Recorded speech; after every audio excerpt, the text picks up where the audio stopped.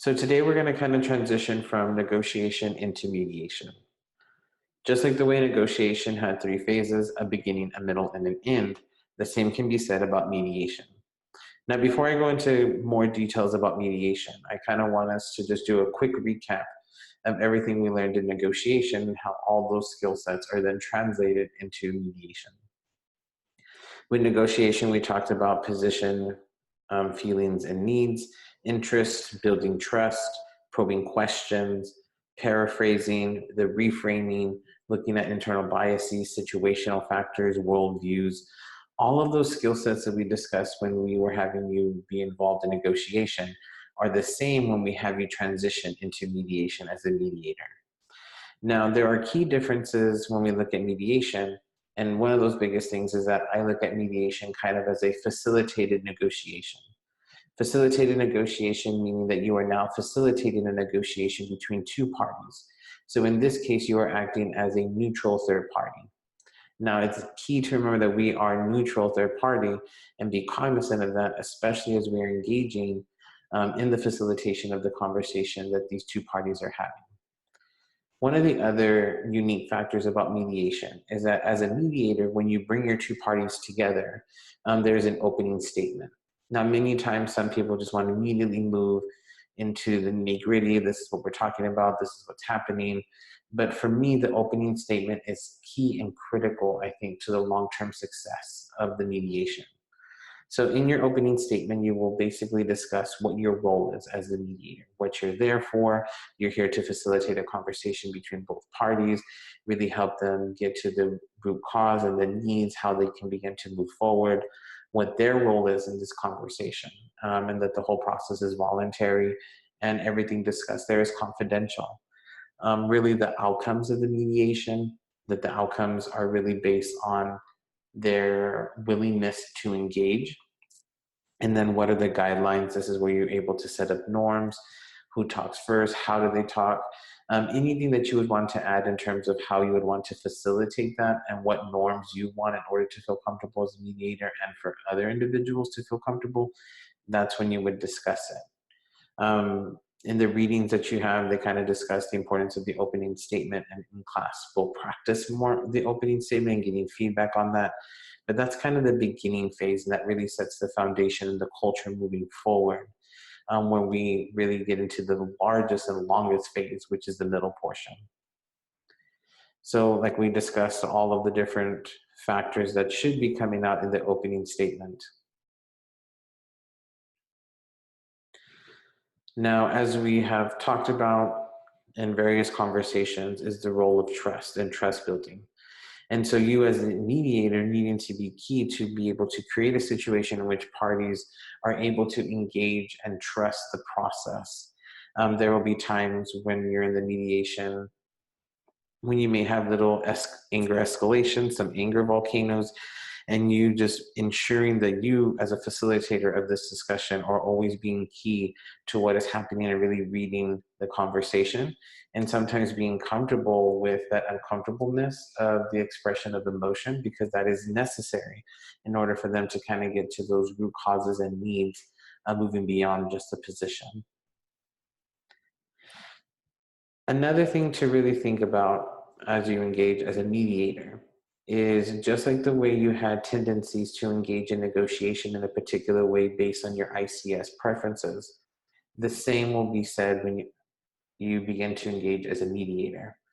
So whether you're a discussion, an engagement, a dynamic, or an accommodator, really being key to what were your strengths, what were the challenges, what did they need from you, how can you push yourself, and being aware of those things. Mediation is a process in which you are just kind of guiding them along. So this is not something that you can rush. It's not something that when you come in and have the solution for them, because you are a third party who is just helping facilitate that negotiation amongst them, not that you are the one who is coming up with the solution to their problems. So just remember all the things we discussed about your ICS and how those will impact you as a mediator. When we look at the middle phase of mediation, this is where everything we've talked about, framing factors, probing, When we talked about the difference between problem solving and transformational mediation, paraphrasing, your three-part listening, and then the reframing at the needs level. This is the longest phase. This is the hardest phase, the greatest lift when we look at the 3 phases of the mediation. So just to kind of give you an overview of the mediation process. So we talked about the setting the context. This may be where you have individual meetings with both parties before they come, the opening statement with both of them, really defining the issues and what our agenda is, what we're trying to accomplish, the uncovering hidden interests of the disputing parties. So when I talk about mediation, just like when I discuss negotiation, is not an A, B, C, D process. Sometimes you'll go A to B to C, come back to A. And so as you begin to uncover hidden interests, you may have to revert back and then we move forward and then come back again and move forward. But the biggest thing is you are just a facilitator of this conversation between these two individuals. Now, a key thing that I see a lot of the times is when individuals are facilitating this conversation, it can be where the party is talking to you as the mediator, and then party B then responds to you after party A has spoken. So it's really important that as we're facilitating this conversation, that both parties are really talking to each other and not to you as a middle mediator type. And just so that you're not this middle messenger. And so you'll begin to see that as they begin to engage in conversation with each other, it begins to flow a little bit better. And then you can interject and paraphrase when you need to, just really being key to the type of questioning that you're doing and not doing any type of leading questions. And so when we look at leading questions, just really being key to, is there any biases that you may have that may cause you to ask a particular question because you begin to favor one side versus the other. After you've done all of the uncovering, have really dug deep into the needs, generating options for settlement. And like I said, this is where you put it back onto the parties to come up with options that they feel would meet their needs in terms of us having some type of resolution. The last phase is just really looking at assessing the options for settlement and then reaching that closure piece so that both parties feel that they have resolved the issue and are able to then move forward. Just a reiteration, everything that we've talked about, probing, paraphrasing, reframing. Now, this is key, like I talked about before, don't ask leading questions. Sometimes when we're in the moment and we're listening, you may feel that you begin to lean more towards one party versus the other. And so your questions may want to favor one party versus the other party. And so just being cognizant of that and how you are framing the question. Is it neutral, or are you beginning to lead the parties down one way versus another? Even in your questioning, if you believe that you have some type of solution that you want them to get to. So you may also begin to ask questions that would get them to come to the solution that you want. So just being mindful and cognizant of that, that you are not doing any type of leading with them. Same thing with the paraphrasing.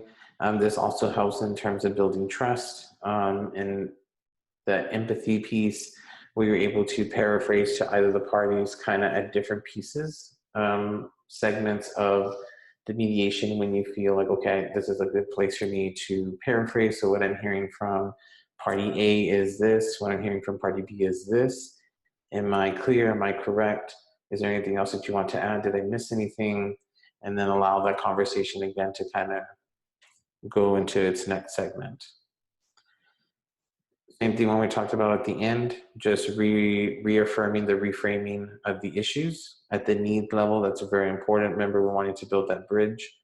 Applying creativity towards resolving the conflict, really leaving it in the parties' hands to kind of come up with what is that solution.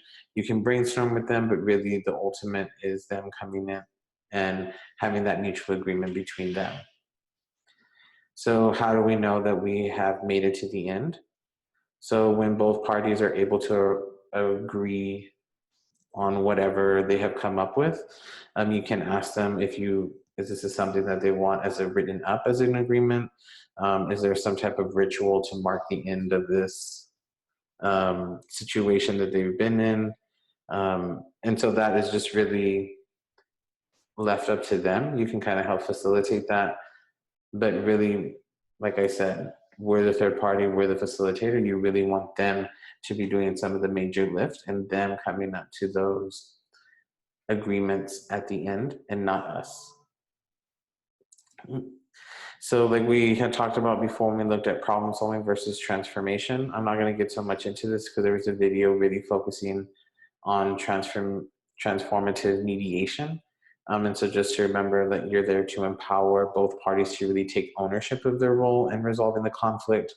And that just really allows them, when we looked at the article, the helping versus supporting, this is very important with them. Also recognition, when both parties can acknowledge and show concern for each other. This just even in the nonverbal language of you talking to each other when you kind of move, okay, don't talk to me, talk to the other party. Because sometimes if we're in a mediation, they were unable to resolve the conflict on their own. And so even getting the parties to talk to each other may be something that can actually begin to like break down those walls so we can begin to move forward. So just kind of the mediation process, you're the third party working in the conflict to help them change their interaction with each other from a negative and destructive to positive and constructive. You're facilitating the dialogue to enable parties to regain their innate empowerment.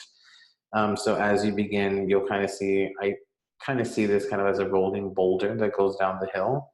It gains momentum. So initially in the beginning, it may be kind of difficult. You may struggle a little bit to get them to actually talk with each other.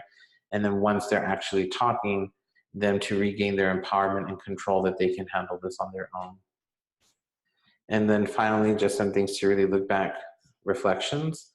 So just reflecting on your use of feelings and statements and matching their emotional energy, being careful with your type of open-ended questioning, not to lead them one way versus the other.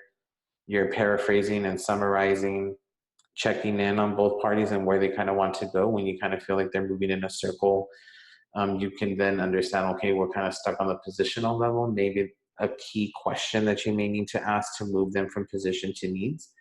And then backing out, so just kind of going to the balcony view when the parties are communicating with each other. You don't want to get in the way of that communication and just allow them to have that. And for other individuals, like when we talk about your ICS, just being cognizant of your preferences, because if they're talking and you feel like this is taking too long, let me just interject. Really allow them the space to be able to engage in that conversation. So this is just kind of an overview of mediation, and we'll discuss it more in class, but just wanted to give you some of the key highlights and differences between negotiation, which we talked in great detail in the beginning of the course, and now mediation as we're coming to the end of it.